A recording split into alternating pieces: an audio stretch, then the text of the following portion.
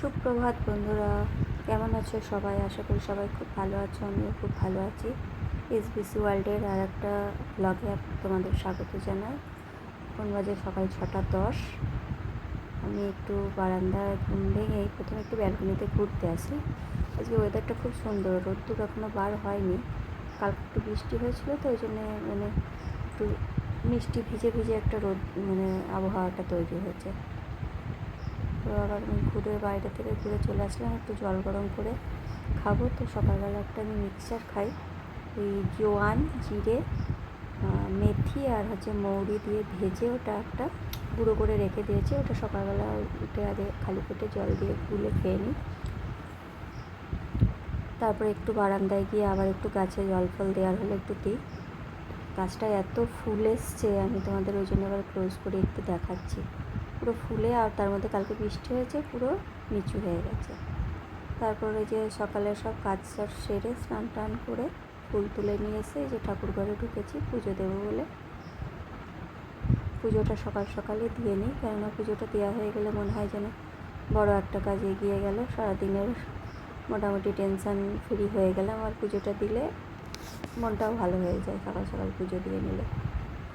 যাই হোক, পুজো দিয়ে নিয়ে তোমাদের সাথে আবার দেখা করছি, বাদ বাকি কাজের আপডেট দেবো।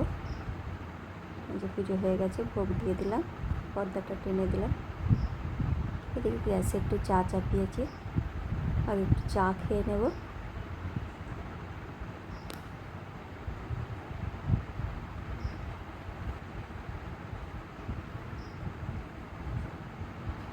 চা আর এই যে 1 কাপ চা আর 2টো টোস্ট বিস্কুট নিয়ে বসলাম। তারপরে যে ব্রেকফাস্ট বানানোর জন্য চলে এসেছি। সকালে ব্রেকফাস্ট হালকা একটু করব, একটু ওটস, ডিম আর পেঁয়াজ কুচিয়ে একটু অমলেট মতন বানাবো, তার সাথে একটু দই রাখবো, ব্যাস এটাই ব্রেকফাস্ট আজকে। তো ছেলের স্কুলের ছুটি পড়ে গেছে, তো আমি আর ছেলে দুজনেই খাবো, ওই জন্য 2টো বানিয়ে নেব। সেই পরিমাণ মতনই রেডি করেছিলাম। এটা খুব শরীরের জন্য খুব ভালো, হেলদি, আর করতেও খুব তাড়াতাড়ি হয়ে যায়, ঝটপট হয়ে যায়।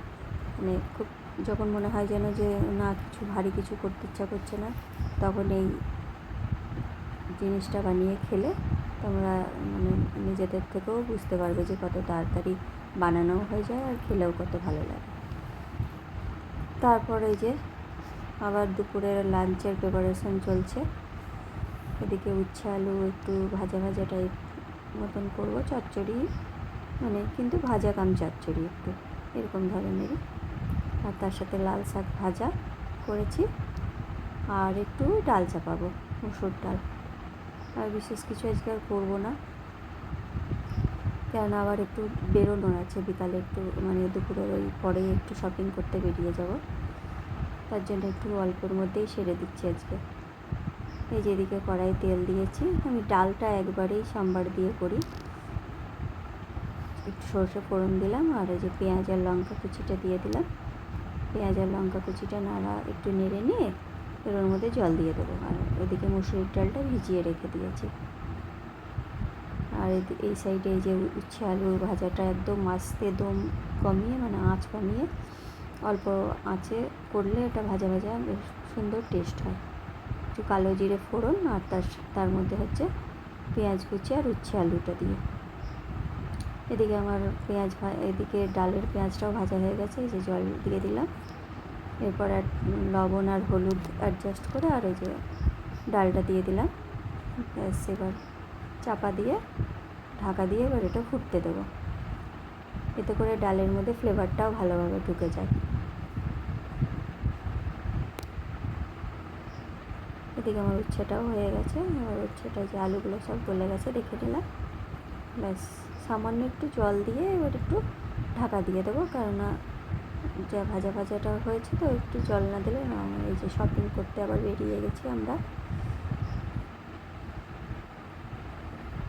এমনি বিশেষ কিছু নেওয়ার ছিল না, সামনে ছেলের জন্মদিন আসছে, তো তার জন্য ওর জন্য একটা পাঞ্জাবি নেবো বলে গেছিলাম। ওই যে আমার বোন ভিডিও করছে।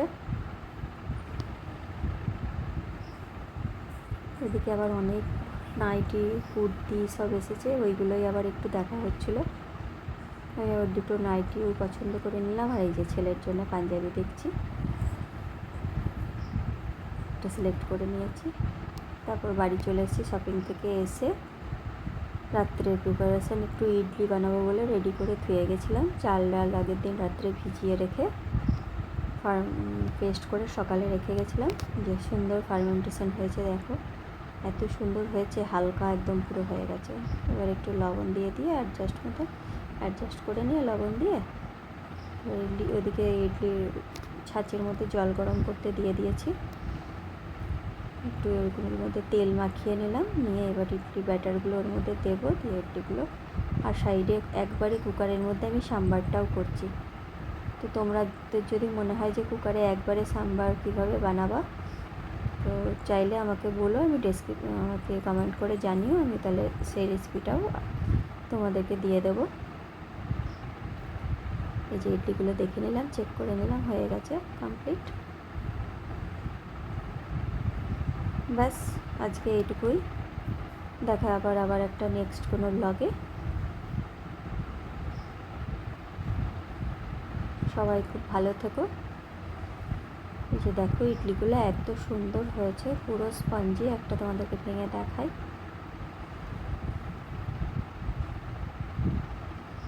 দেখো কি সুন্দর জালি হয়েছে একদম পুরো। তো নমস্কার।